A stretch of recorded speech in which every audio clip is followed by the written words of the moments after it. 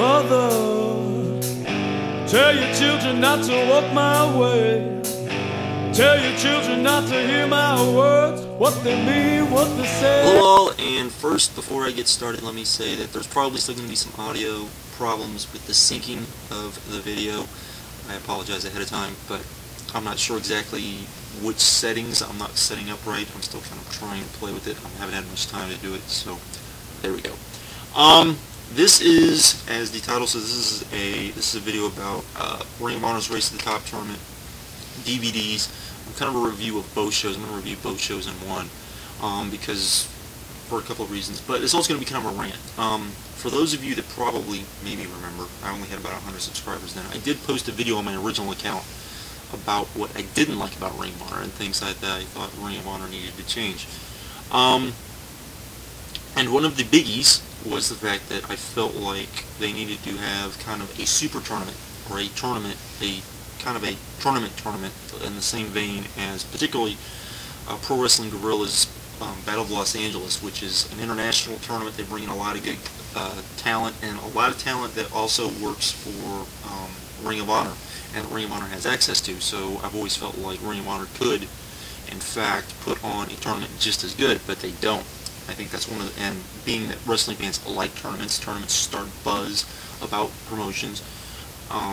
You know, I always kind of came on here and said that was one of the things I thought they needed to change. IWA Mid-South, of course, does their Ted Petty tournament, which is a huge, massive tournament, which I wouldn't expect Ring of Honor to do. But it is a very important tournament. In the fact that a lot of guys get noticed by the other major indies and by WWE and TNA as well from those shows.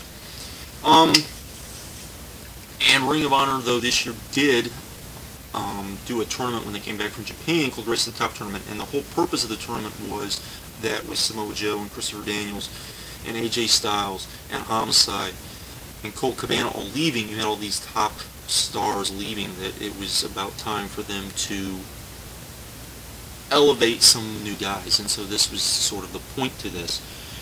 So they had this tournament. It was a two-night tournament, and I'm not going to go over the tournament aspect of it because I know a lot of people like the fact that I don't do spoilers in my reviews, and so I've decided from now on, whenever I do like a tournament type of review, I'm going to try to stay away from spoilers as much as possible.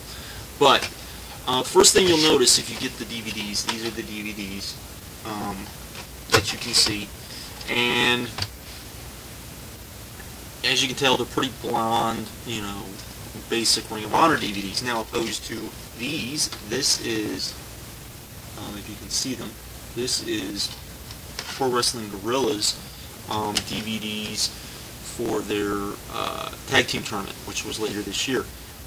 Pro Wrestling Guerrilla DVDs definitely have a much better packaging to them. They actually look like a set on the side. They're actually kind of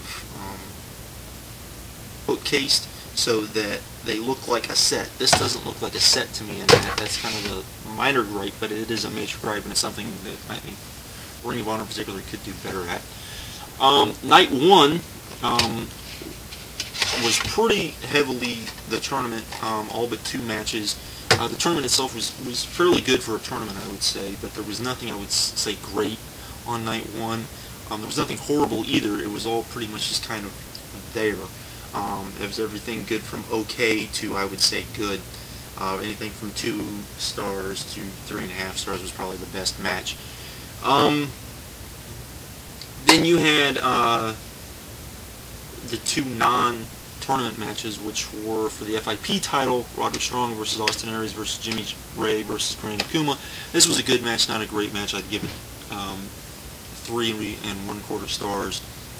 It was what it was, and kind of what you would expect from all of these guys. But good. I like Grand Akuma myself. Not big on Jimmy Rave, as most people know, but that's just me.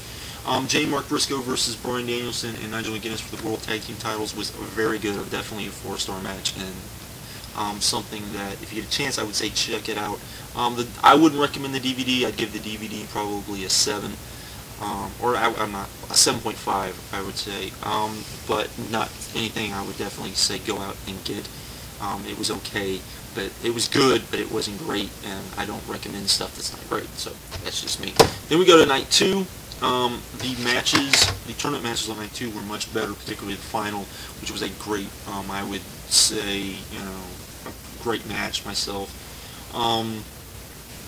You had a lot of good matches, 2 great matches. You had a few that were just kind of probably 2.5 stars, but overall it was a much better night, I felt.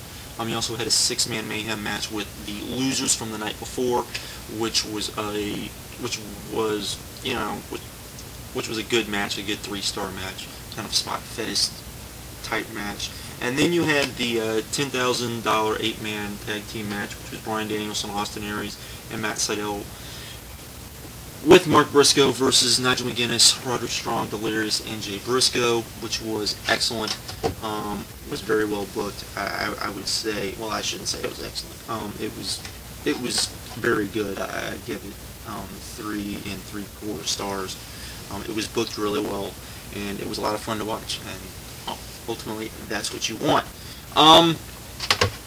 However, I do hope that Ring of Honor would do this again next year. I know a lot of the ROH fans were not happy with the fact that they did this, and they turned around and they did what they normally do for a tournament, which is survival of the fittest, which is okay, but it's not all that great. It doesn't always deliver, in my opinion. And then they're going to turn around, they're going to do a trios tournament, which they're going to do this weekend, I believe, when I'm making this video, which is okay, but again, doesn't always deliver as far as great stuff. I would love to see them do this again next year, except maybe bring in some Noah guys and some Dragon Gate guys to kind of flesh it out a little bit and really just kind of, you know, make a statement, particularly doing this on the WrestleMania weekend shows, which I think would be really cool, and add even more to those shows. It's just some ideas I would throw out there. Again, I would definitely recommend Night 2. I'd give that a solid 8 rating. Night 1, again, was a good show, but not a great show, and I'd give it a 7.5. I did like a lot of the way things were booked throughout both of them. I thought it was booked very well, but I think that the match quality just wasn't there of what you would expect. Unfortunately, just my opinion. Again, I do wish Ring of Honor would keep doing this, because I do feel that this is one thing that they do lack, particularly since they can bring in and have international talent, bring in some Noah guys, bring in some Dragon Gate guys, bring in some guys from, you know, Europe as well, and really put on a really stellar tournament, just, you know, kind of once a year. I don't think that's asking too much of Ring of Honor. You know, not great, I would say. Probably, you know, I haven't seen the NWA tournament, so I can't grade it against that, but I definitely would say that this is not as good as the King Europe Cup, which was very good. I haven't seen, of course, Bola, which, you know, I heard was excellent, and I have not seen the Todd Petty tournament from this year, which I heard was very good as well. So, but just from what I've known, you know, this was good. I appreciate them at least doing something like this, but I definitely feel that, you know, if they do it again, and hope they do it again, they bring in more international talent, they bring in some different guys outside of Ring of Honor, and really put on you kind of a super indie show. I just feel that that would be a really cool thing, and I think fans like that. I would think it would sell. I would hope. Again, I'm sure the syncing on this is not too great, so I apologize. It's kind of why I just wanted to do one vid instead of 2 vids on this. Again, Night 2, definitely recommend. Night 1, not so much, but if you want to get both nights, you know, it's not a horrible show, and it's not something I would say that you don't get and to avoid.